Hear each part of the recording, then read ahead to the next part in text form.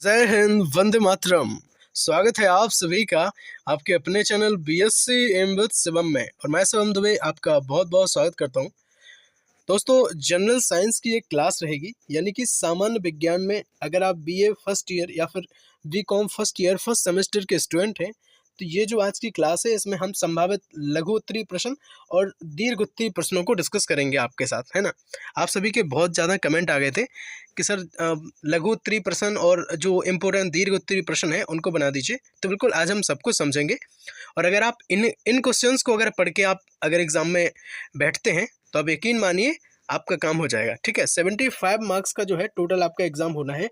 और अपनी इस क्लास से उम्मीद रहेगी दोस्तों कि 55 से लेके 60 नंबर तक का यहाँ से, है ना, आपको एग्जाम में आपके देखने को मिल जाए। तो बिल्कुल ये सारे क्वेश्चंस को आप पढ़ करके जाएं। देखो, वैसे मैं आपको एक बात बताऊं, मिलता तो मॉडल से तक नहीं है ना। लोग कहते हैं कि सर मिल नहीं रहा है, मॉडल में तक नहीं मिल रहा है ना। देखो, चीज़ें जो होती हैं वो कहीं ना कहीं एक लॉन्ग टाइम के जो लेक्चर्स होते हैं उनको प्रॉपरली क्लासेस के माध्यम से जो है आप तक पहुँचाया जाता है। ठीक है, नेक्स्ट टाइम जो है सेकंड ईयर की सेकंड सेमेस्टर में जब आप पहुँचेंगे, कहीं ना कहीं आप देखना आपको एक अब जो है सारा चेंज आपको समझ में आएगा, है ना। बहुत अच्छी तरीके से जो है चीज़ों को स्टार्टिंग से लेकर के मैं चलने की कोशिश करूंगा दोस्तों। चलो आप समझ लो। आपका देखो पेपर हम आपको बताएं 2 पार्ट्स में आता है। ठीक है, लघु उत्तरीय प्रश्न और दीर्घ उत्तरीय प्रश्न। लघु उत्तरीय प्रश्न 10 पूछे जाएंगे, 6 आपको करने होंगे, प्रत्येक प्रश्न 5 अंकों का होगा। यहाँ से 30 अंक आपको जो है मिलेंगे। ठीक है, अब आप जितने भी इंपॉर्टेंट लघु उत्तरीय प्रश्न है उन्हें आप समझ लो। इसके बाद हम जो है दीर्घ उत्तरीय प्रश्नों को समझेंगे। ठीक है, चलो देखो, एक बात और हम आपको बताएं, टोटल 5 यूनिट्स जो हैं आपके जनरल साइंस या फिर सामान्य विज्ञान के विषय में है ना। आप किसी भी यूनिवर्सिटी के हों, अगर जनरल साइंस है तो ये सारे क्वेश्चंस आपके लिए बेहद इंपॉर्टेंट है। आप समझो, सबसे पहले प्रश्न नंबर 1 की मैं अगर बात करूं तो जीवन की उत्पत्ति की सभी 4 श्रेणियां लिखिए। ये क्वेश्चन बेहद इंपॉर्टेंट है, आने के चांसेस हैं। ठीक है, नेक्स्ट क्वेश्चन की बात करूं, पास्चर के प्रयोगों का वर्णन कीजिए, है ना। जो लुईस पास्चर है उनके जितने भी उनने प्रयोग करे हैं उनके प्रयोगों को आपको वर्णन करना है। ठीक, नेक्स्ट क्वेश्चन है नेबुलर परिकल्पना को समझाइए। वेरी वेरी इंपॉर्टेंट क्वेश्चन है, तीनों क्वेश्चन में से एक क्वेश्चन देखने के चांस मिलेंगे। ठीक है, नेबुलर परिकल्पना। नेक्स्ट क्वेश्चन है प्रश्न नंबर 4, संघ कॉर्डेटा के प्रमुख लक्षणों का उल्लेख कीजिए। प्रश्न नंबर 5 की बात करूंगा, कोशिका के प्रमुख कार्यों का उल्लेख कीजिए। इन क्वेश्चंस को आप चाहे सीरीज से पढ़ें, मॉडल से पढ़ें, है ना, बुक से पढ़ें या फिर इंटरनेट के माध्यम से हेल्प से पढ़ें, आप कहीं से भी पढ़ें, है ना। या तो फिर मैं तो कहता हूँ इन क्वेश्चंस का जितने भी सारे क्वेश्चंस मैं आपको बता रहा हूँ गूगल पे डालिए 1 बाई 1, है ना। सारे आंसर्स मिलते जाएंगे, अपनी कॉपी पर नोट करते जाओ या फिर उन्हें पढ़ करके सीधा माइंड में सेट करते जाओ, क्योंकि टाइम बहुत कम है दोस्तों, है ना। यही सबसे बेस्ट आइडिया है। चलिए, प्रश्न नंबर 4 की मैं बात कर रहा था कि संघ कॉर्डेटा के प्रमुख लक्षणों का उल्लेख करना है आपको। 5 नंबर का प्रश्न है कोशिका के प्रमुख कार्यों का उल्लेख कीजिए। क्वेश्चन नंबर 6 है गोल्जी काय व माइटोकॉन्ड्रिया पर टिप्पणी लिखिए। माइटोकॉन्ड्रिया बेहद इंपॉर्टेंट है ना, आने के काफ़ी ज़्यादा चांसेस हैं। 7 नंबर का प्रश्न है कोशिका के प्रकारों का वर्णन कीजिए, है ना। जो कोशिकाएं होती हैं, यूकैरियोटिक कोशिका, प्रोकैरियोटिक कोशिका, तो इनके बारे में, या फिर आपसे इन दोनों में अंतर भी पूछ सकते हैं। तो बिल्कुल अच्छे से कोशिका पढ़ लें, है ना। कोशिका क्या होती है, कोशिका जो है जीवन की मूल इकाई है। इसके संबंध में वर्णन करना है कि नहीं है, क्यों है ना। समसूत्री अर्धसूत्री विभाजन क्या है, यहाँ से क्वेश्चन आता है एग्जाम में। तो बिल्कुल पढ़ करके जाए। देखो, ज़्यादा नहीं है, 20 से 25 हमने जो है लघु उत्तरीय प्रश्नों को, शॉर्ट टाइप आंसर्स क्वेश्चंस को जो है हमने लिया है यहाँ पे।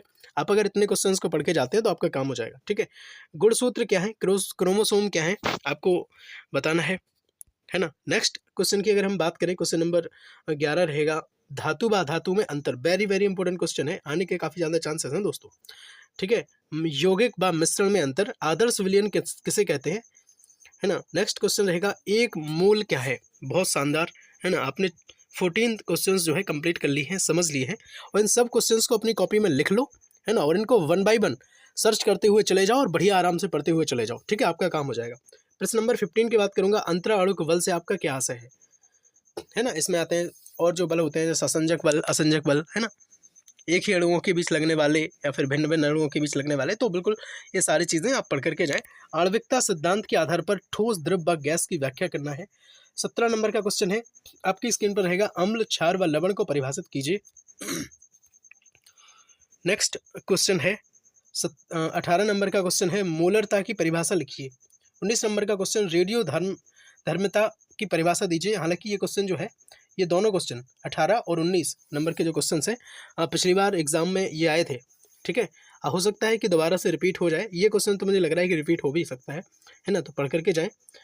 10 नंबर के माफ करना 20 नंबर के क्वेश्चन की बात करूंगा, पीएच मान के महत्व को समझाइए। वेरी वेरी इंपॉर्टेंट क्वेश्चन, नहीं पूछा गया था लेकिन इस बार पूछे जाने के चांसेस हैं। 21 नंबर के क्वेश्चन की मैं बात करूंगा, गति के विभिन्न प्रकारों का वर्णन कीजिए। देखो आपने अगर 8 तक का पूरा है सिलेबस कहीं ना कहीं, देखो गति के जो जितने भी प्रकार हैं, है ना, कौन कौन सी गतियाँ होती हैं, तो ये बहुत बेसिक क्वेश्चन नहीं है। आपने 9 10th में भी अगर पढ़ा होगा तो सब चीज़ें आ रही होंगी आपको थोड़ा सा रिवाइज करने की जरूरत है। इसी वजह से मैं कह रहा था कि आप इंटरनेट के माध्यम से देख सकते हैं। न्यूटन के गति विषयक नियम, अब देखो जैसे प्रथम नियम है न्यूटन का, उसे क्या क्या कहते हैं बताओ? जड़त्व का नियम कहते हैं कि नहीं कहते हैं, है ना। ऐसे दूसरा नियम, तीसरा नियम, बताओ क्रिया प्रतिक्रिया का नियम किस नियम को कहते हैं, है ना। इन सभी नियमों को आप पढ़ करके जाना, बहुत शानदार तरीके से, हो सकता है आपके एग्जाम में पूछ लें, चांसेस हैं, है ना। आप बताओ, एक क्वेश्चन का आंसर हमें कमेंट सेक्शन में जल्दी से बता दो कि क्रिया प्रतिक्रिया का जो नियम है ना, वो हम किस नियम को हम कहते हैं, न्यूटन के पहले नियम को, दूसरे या फिर तीसरे नियम को। 23 नंबर के क्वेश्चन की बात करूंगा, घर्षण बल किसे कहते हैं? बहुत बेहतरीन, है ना, फ्रिक्शन फोर्स की बात कर रहा था। कार्य शक्ति ऊर्जा से आप क्या समझते हैं? नेक्स्ट जो है वो क्वेश्चन रहेगा, अल्फा बीटा और जो गामा किरणें हैं, है ना, उनके गुणों में क्या अंतर होता है, आपको समझाना है। 26 नंबर का क्वेश्चन है, डीएनए आरएनए, बिल्कुल हम लघुत्तरीय प्रश्नों को समझ रहे हैं तो हम इन्हें नहीं छोड़ सकते, वेरी वेरी इंपॉर्टेंट है। डीएनए और आरएनए क्या होते हैं, इनमें क्या अंतर होता है ना। अगर अच्छा लग रहा हो तो लाइक कर दो वीडियो को, है ना, और सब्सक्राइब जरूर कर लो। इसके बाद अब हम जो है दीर्घ उत्तरीय प्रश्नों को समझेंगे। चलिए बात करेंगे दीर्घ उत्तरीय प्रश्नों की, ठीक है। तो देखो 5 क्वेश्चन जो हैं आपके एग्जाम में आपसे पूछे जाएंगे, 3 का आपको जवाब देना होगा, ठीक है। और इस तरह से 15 मार्क्स का प्रत्येक क्वेश्चन होगा, तो 45 मार्क्स जो है यहाँ से सीधे आपके कवर हो जाएंगे। बात करूंगा प्रश्न नंबर 1 की, आपकी स्क्रीन पर रहेगा, लिख लो, है ना, समझ लो और इनको पढ़ करके आपको एग्जाम में जाना है, क्योंकि 15 नंबर का जो क्वेश्चन है वो बहुत ज़्यादा मायने रखता है, ठीक है, और यहाँ से परसेंटेज भी आपकी बनेगी।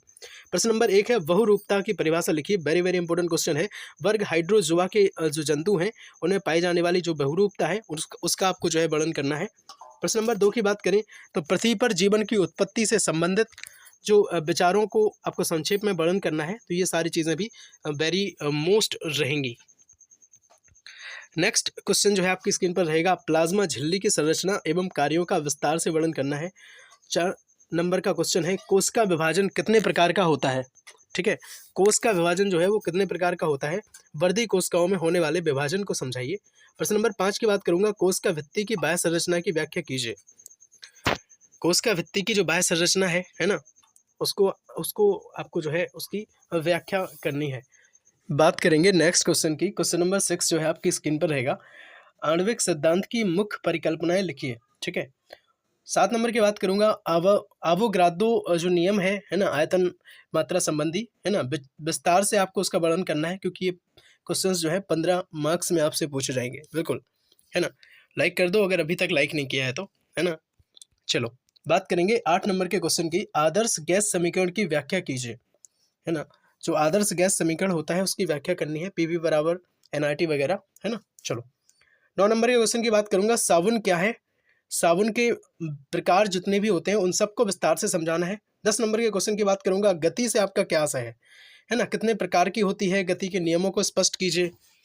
नेक्स्ट जो क्वेश्चन रहेगा, बल से आप क्या समझते हैं, बल के विभिन्न प्रकारों को समझाइए। तो ये सभी जो क्वेश्चन है वो वेरी वेरी इंपॉर्टेंट क्वेश्चन रहेंगे और संभावित लघु और दीर्घ उत्तरीय प्रश्न हैं वो, है ना, जहाँ से आपके एग्जाम में आपसे क्वेश्चन जो हैं पूछे जाने के काफ़ी ज़्यादा चांसेस रहेंगे दोस्तों, है ना। हमने आपको एक मॉडल पेपर भी करवाया था, सिलेबस भी बताया था साथ में, और एक मॉडल पेपर भी करवाया था कि कैसे कैसे क्वेश्चंस आएंगे, और पहले जो पेपर आया था उसमें कैसे कैसे क्वेश्चंस आए थे, आप जरा वो भी देख करके जाना, है ना। और लिंक जो है हम डिस्क्रिप्शन बॉक्स में इसकी शेयर कर देंगे। बाकी हमने बहुत सारी क्लासेस पहले जनरल साइंस या सामान्य विज्ञान की बनाई हैं, पर वो ऑब्जेक्टिव रूप में है, आप उन्हें भी देख करके जाएँ, आपको वहाँ से काफ़ी मदद मिलेगी दोस्तों, है ना। जो शॉर्ट क्वेश्चंस है वो वहाँ से आपके होने के काफ़ी ज़्यादा चांसेस हैं।